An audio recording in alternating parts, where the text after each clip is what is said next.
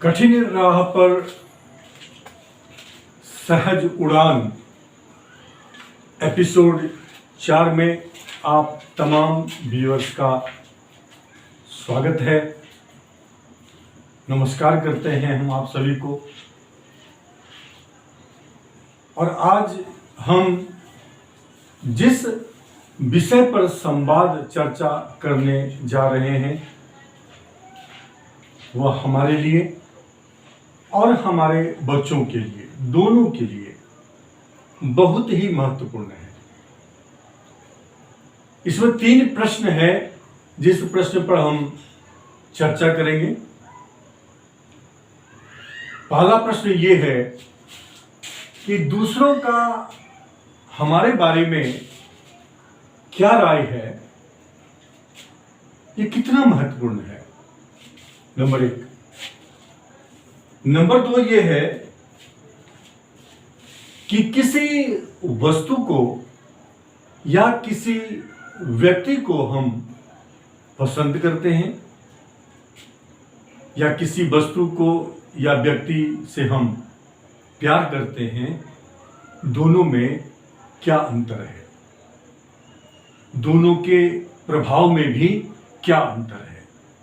और तीसरा है कि हमारे इर्द गिर्द जो भी लोग हैं जिनके साथ हमारा इंटरेक्शन यानी बातचीत, संवाद या ताल्लुकात रहता है, उनमें से वो कौन से लोग हैं जिन्हें हम अपना मित्र मान सकते हैं।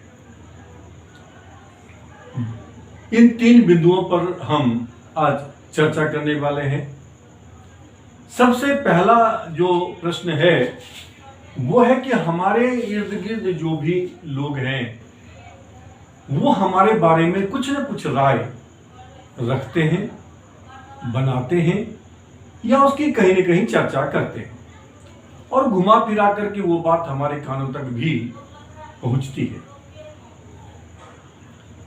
तो हम आपको बता दें कि वास्तविकता एक ऐसी चीज है जो सिर्फ डिक्शनरी में पाई जाती है, शब्दकोश में पाई जाती है।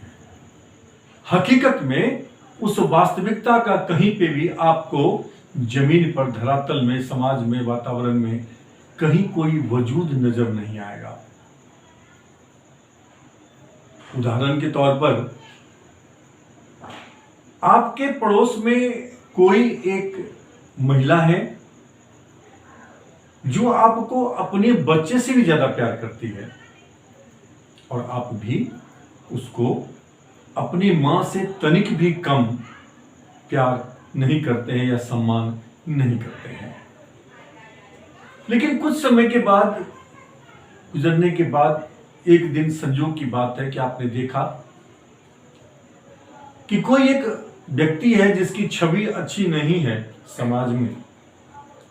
उसने उस महिला को कुछ पूछने के लिए, कुछ जानने के लिए, वो किसी चीज के बारे में जानकारी लेने के लिए रोका और जब वो उससे पूछ रहा था, कुछ जो जानना था, उसकी जानकारी लेनी थी किसी चीज की या लोकेशन की, तो वो जो 2 मिनट की वार्तालाप थी, वो वार्तालाप करते हुए आपने उस लेडी को देख लिया, उस महिला को देख लिया जिसे आप मां से भी कम प्यार नहीं करते थे। लेकिन एकाएक आपके दिमाग में ठनका, अरे मैं इसको इतना मानता था, कल तक इतना अच्छा समझता था, ये इस व्यक्ति से बात कर रही है।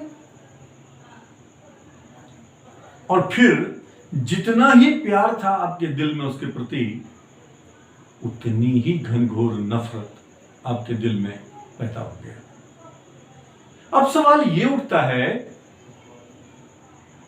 कि क्या बदला? वो तो पहले भी अच्छी थी, वो तो अब भी अच्छी है, लेकिन आपने अब उसको जो जगह दिल में दी है नफरत भरी, क्यों दी आपने ये जगह? क्या बदला? उसे हम कहते हैं अंग्रेजी में परसेप्शन, PERCEPTION। जो बदला वो है आपका परसेप्शन, इस परसेप्शन को हम हिंदी में कहते हैं अनुभूति।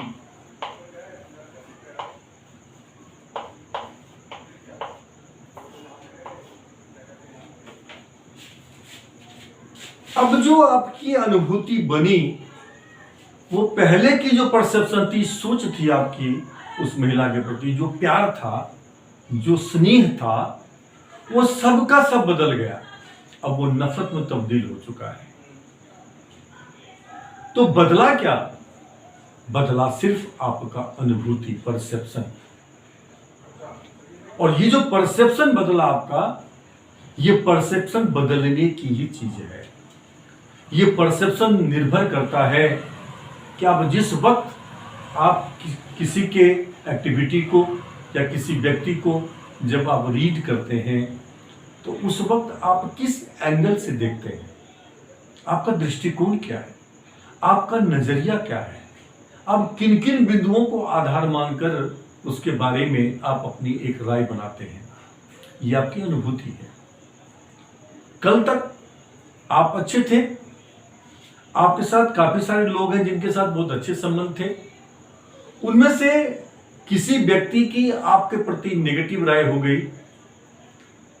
नजरिया नकारात्मक हो गया, आपको पता भी चल गया और आप चिंतित हो गए। आप चिंतित क्यों हो गए? क्योंकि उसका नजरिया क्यों बदला? तो ये मान के चलिए आप कि नजरिया जो है, ये परसेप्शन जो है, अनुभूति जो है, ये जो बनती है, ये व्यक्ति का स्वयं का निर्माण है, उत्पाद है, प्रोडक्ट है। ये अनुभूति कोई भी व्यक्ति जो बनाता है, उसका ये व्यक्तिगत उत्पाद है, उसकी खुद की बनाई हुई है, जिसका कोई आधार नहीं होता। वो नजरिए से बनता है और जिस वक्त वो आपके बारे में अनुभूति बना रहा है, जो अनुभूति पा रहा है, उस वक्त उसकी नजरिया क्या है, ये उस पर निर्भर करता है।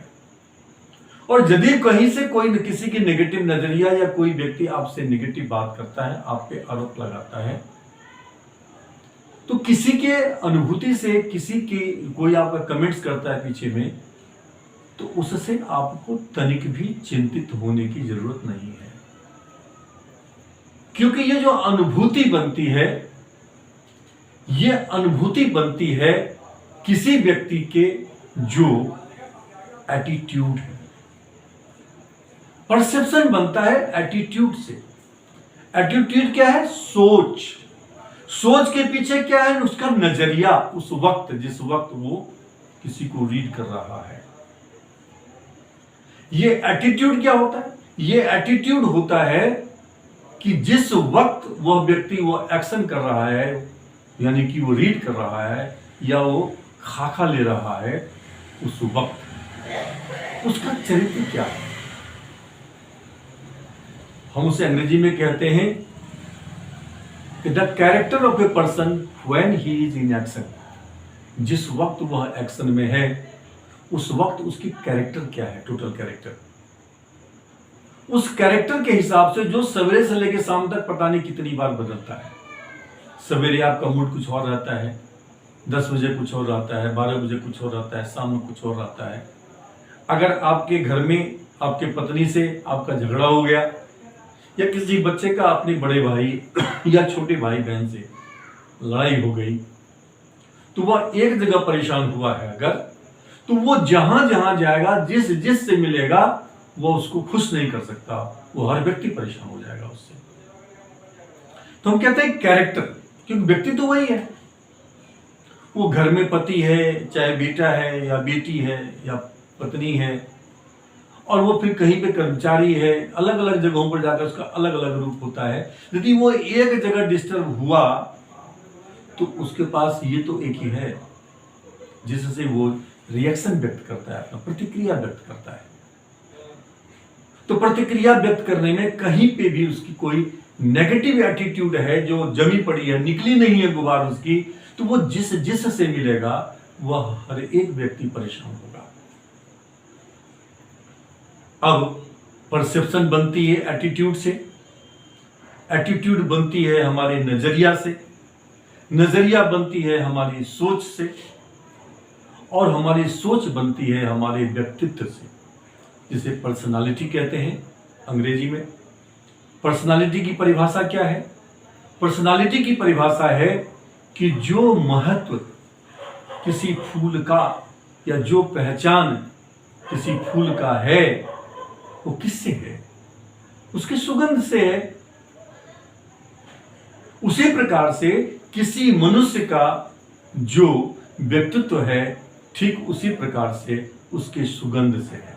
सुगंध मतलब उसका जो एक नेचर है, स्मेल है, सुंदरता है, या जो कुछ भी है जो लोग रीड करते हैं।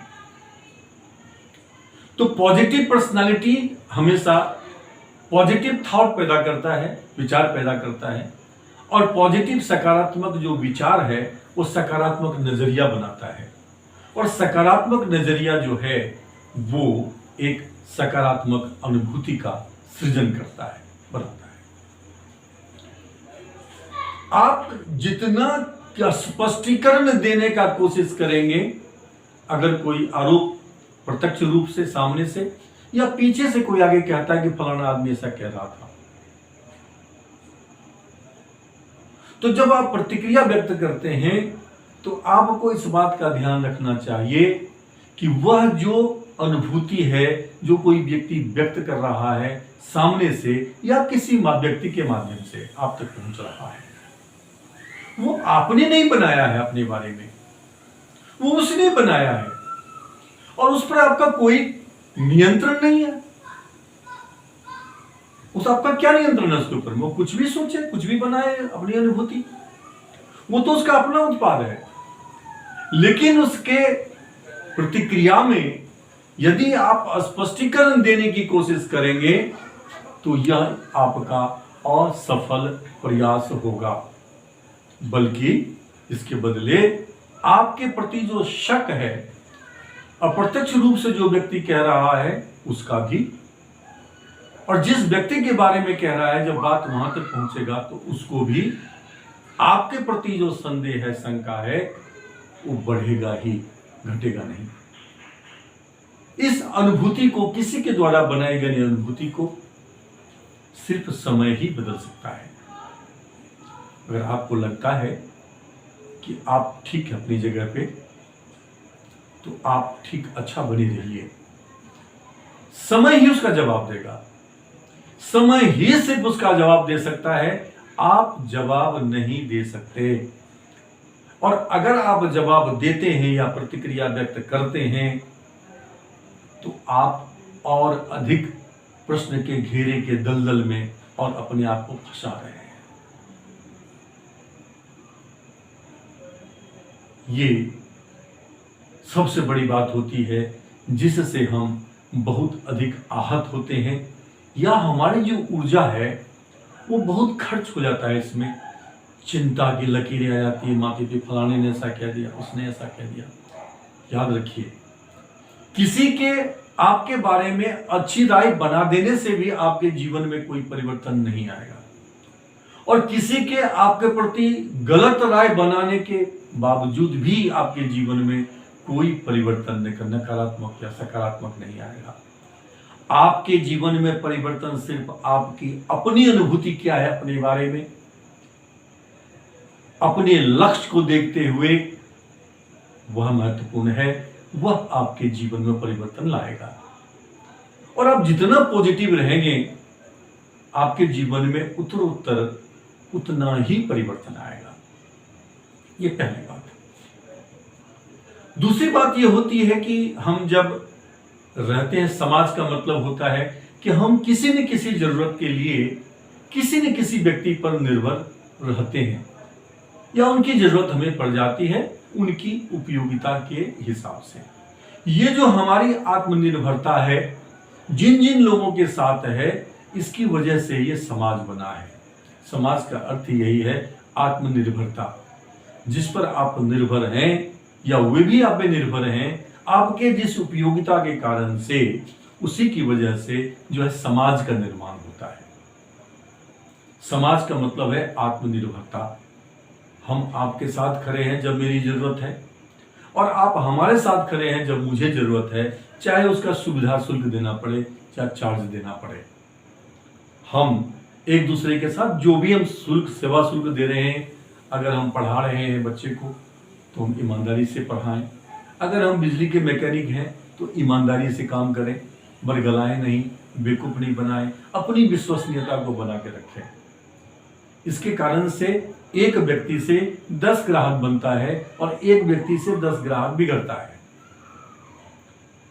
अगर आपने अपनी विश्वसनीयता बना के रखी, कायम रखी, तो आपके ग्राहकों की संख्या, या कह सकते हैं आपके जो आपके ग्राहक हैं, जो आपके मित्रवत हैं, क्योंकि आप पे वो विश्वास करते हैं, भरोसा करते हैं, उनकी संख्या कभी नहीं घटेगी।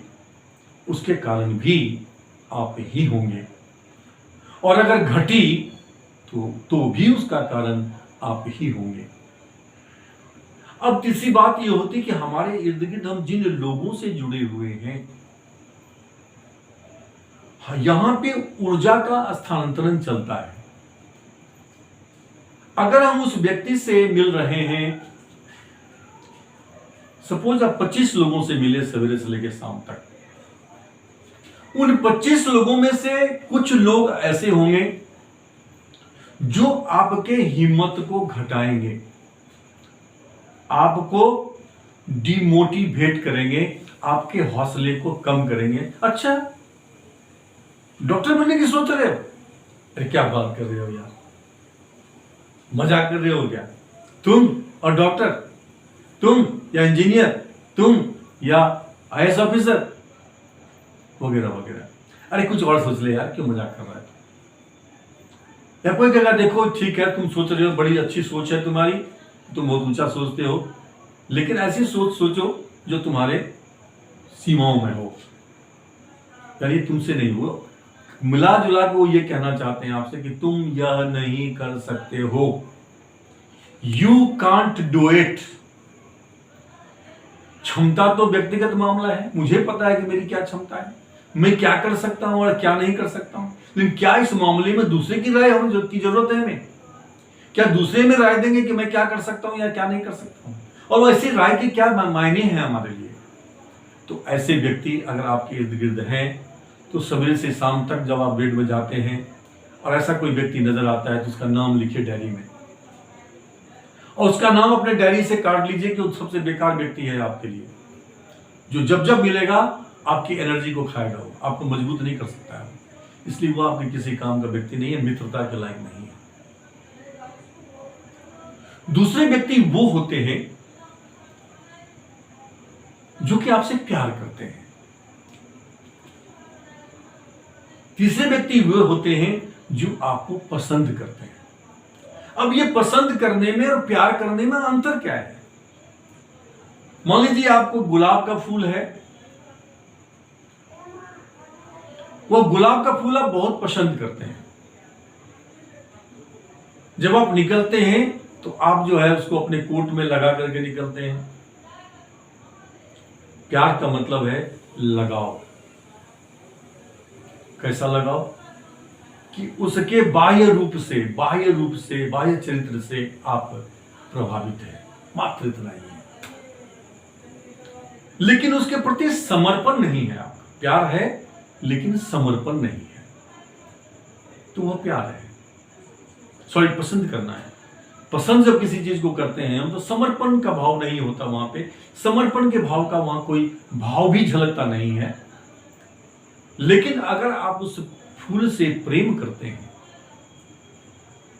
किसी वस्तु से प्रेम करते हैं, किसी व्यक्ति से प्रेम करते हैं, तो फिर अगर आप वाकई प्रेम करते हैं तो आप क्या करेंगे? आप उस फूल के पेड़ में रोज जो है सवेरे शाम फूल डालेंगे, पानी डालेंगे, ये सोचकर कि उसकी जड़ मजबूत हो। उसी प्रकार से अगर आप किसी से प्रेम करते हैं तो ये जरूरी है कि आप अपने तरफ से जो भी क्षमता है आपके पास, जो कुछ भी आप कर सकते हैं, जिससे उस व्यक्ति का, जिस व्यक्ति से आप प्रेम करते हैं, वो कभी कमजोर नहीं हो। या ऐसे अन्य भी व्यक्ति जो हमेशा कोशिश करते हैं कि आपको कमजोर ना होने दें।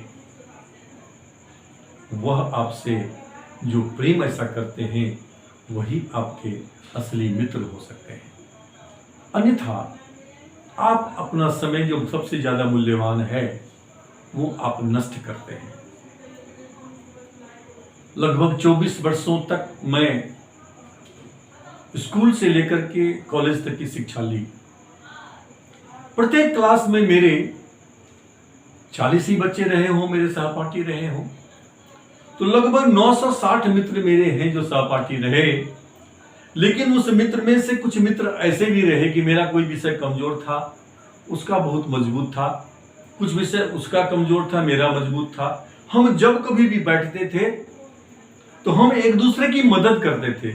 जिस विषय में मैं स्ट्रांग था मैं उसकी मदद करता था, और जिस विषय में मैं कमजोर था वो मेरी मदद करता था। आज के डेट में वो राजस्थान हाई कोर्ट का जज है, और ऐसे कई मित्र हैं जो ऊंचे ऊंचे पदों पर पहुंचे हैं।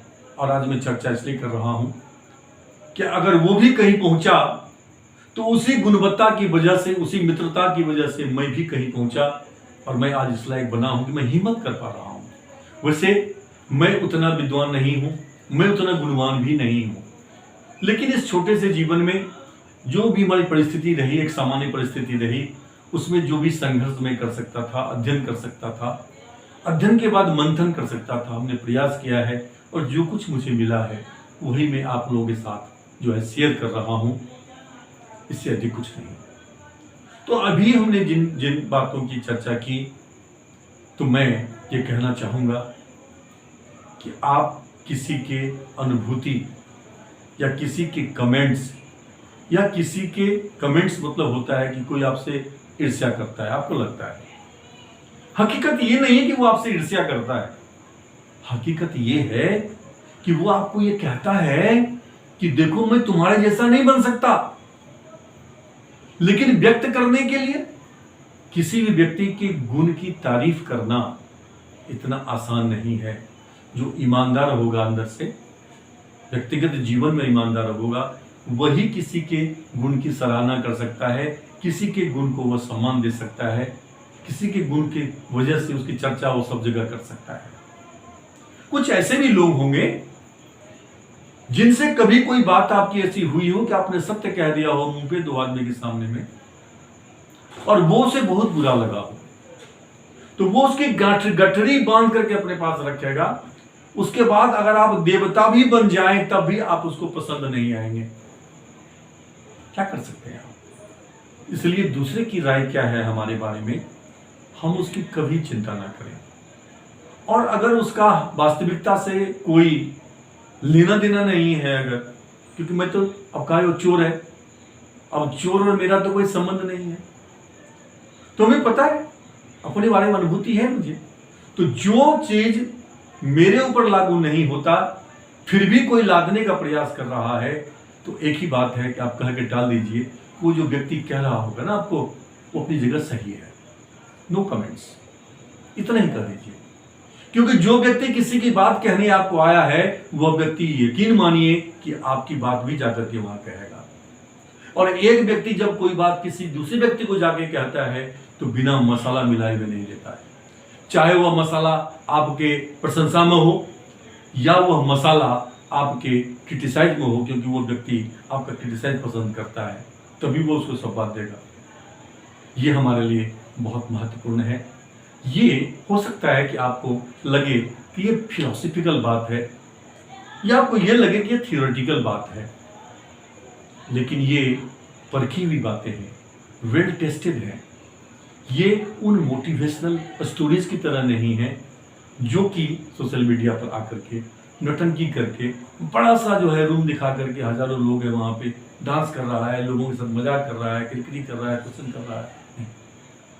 ये सब जितनी बातें मैं आपसे चर्चा में कहता हूं, यह सब आपके लिए असत्य है, लेकिन मैं वैसा कोई बात नहीं करता हूं जो बात आप पहले से नहीं जानते हैं।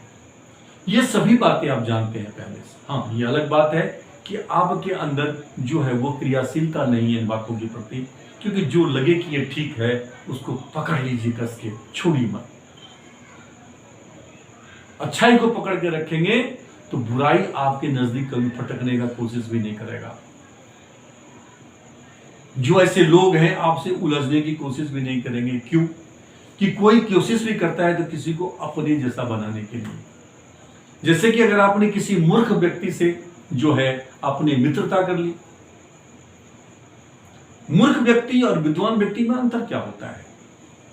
जब कभी कोई मूर्ख व्यक्ति अपने बारे में आकलन करता है तो उसे लगता है कि मेरे से ज्यादा समझदार तो कोई व्यक्ति है ही नहीं, और फिर जब आप तर्क करेंगे तो उसके पास जितने ही अनुभव है उसी अनुभव को लेकर को आपको परास्त करने के लिए वो तर्क पे उतर जाएंगे। तर्क करना तो बेवकूफों का काम है। तर्क के झमेले में कभी मत पड़िए।